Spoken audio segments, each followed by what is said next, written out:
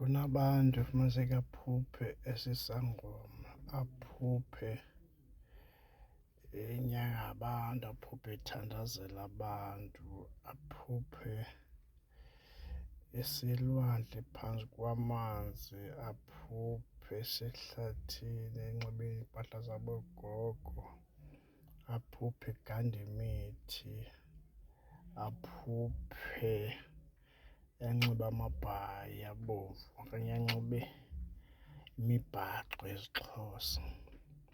Iyabonisa ukuthi laa nto le yindlela yakho ozoyihamba, yindlela yakho ezoyihamba wena. Uthi usiya enyangeni ubuyobuza into oyaziyo ngendlela yakho ozoyihamba, uphuphe unxibe intsimbi okanye unxibe ubuhlalu. Iyabonisa ukuthi yindlela ozophelela kuyo. Ubuza ibhasi ebhaliweyo, ubuza uba mandiphuphe into ethize, kodwa laa nto liyakuxelela ithongo lakho ukuthi uzohamba eyiphi indlela. Mawuphupha uphotha iintambo zesiprofethi, unxibe iimpahla zesiprofethi, iyabonisa ukuthi yindlela yakho ozoyihamba.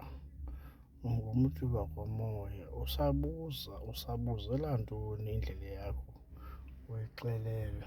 Wena into onoyenza ukuthi uba uphahle, uthandaze, bakubonise indlela ungaya kubani akuncede.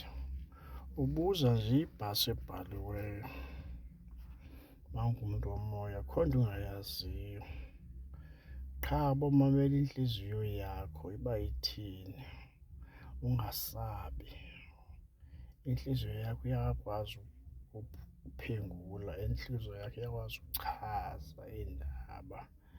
Isigqibo funeka sithathwe nguwe, ungekasithathi isigqibo wena akukho nto inokwenzeka. Uqale wena uzibhule ngokwakho, ngokomoya, uzibhule uzichaze ngokwakho, uthathe isigqibo ukuthi yiya kuloo mntu lowo. Sowuthathe isigqibo wena, ungathunywa ngabantu kuthiwa yiya phaa, uyaqala uzolimala. Wena zithathela isigqibo sakho nentliziyo yakho, thetha nentliziyo yakho. Camakwenu, Liushe eParafini.